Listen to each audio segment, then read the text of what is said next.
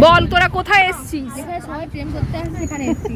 ঠাকুর দেখতে এসে তোরা এখানে কেন বসে আছিস? কি করবো, লোকে প্রেম করছে আমরা দেখছি। আর এইখানে একজন, এই যে এই যে ব্যক্তি যে কোনোদিন আমাদের শান্তিতে বাঁচতে দেয় না, সব সময় ঠাকুর দেখতে গেলে বেরোয় কারণ ফটো তোলার জন্য।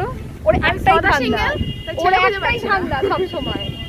ইউটিউবে এইসব বলিস না, কোথায় যে বাবা ফটো তোলার কি ক্রেজ এদের। এই তোরা কি নিয়েছিস বল, কি নিয়েছিস বল খাবারে বল।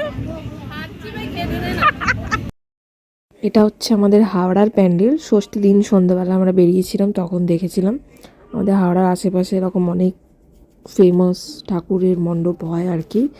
তো সেখানেই গেছিলাম আমরা। খুব সুন্দর করে প্যান্ডেল হয়েছে এখানে, প্রতিবারই এখানে সুন্দর করেই প্যান্ডেল হয়। আর ঠাকুরটাও খুব সুন্দর হয়েছে এই দুটো জায়গাতেই, তোমরা দেখে নাও।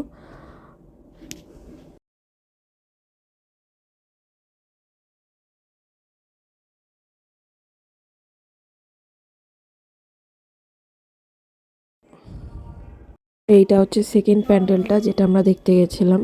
এটাও খুব সুন্দর করেছে। প্রতিবারে আমরা হাওড়ার এই সব জায়গাগুলোতেই যাই বেশিরভাগ টাইম, কারণ এই সব জায়গাতে খুব ভালো প্যান্ডেল হয়, প্রাইজও পায় অনেক জায়গা থেকে। তো ঠাকুরটাও খুব সুন্দর হয়েছে এখানে, দেখে নাও।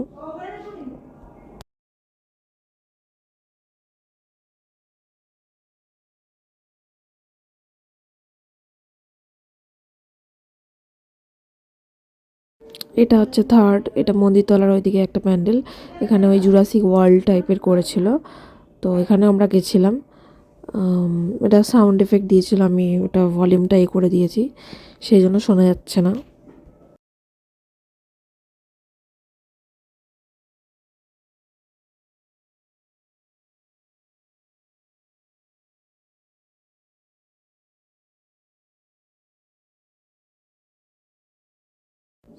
সন্ধ্যাবেলা এই ড্রেসটাই আমি পরেছিলাম।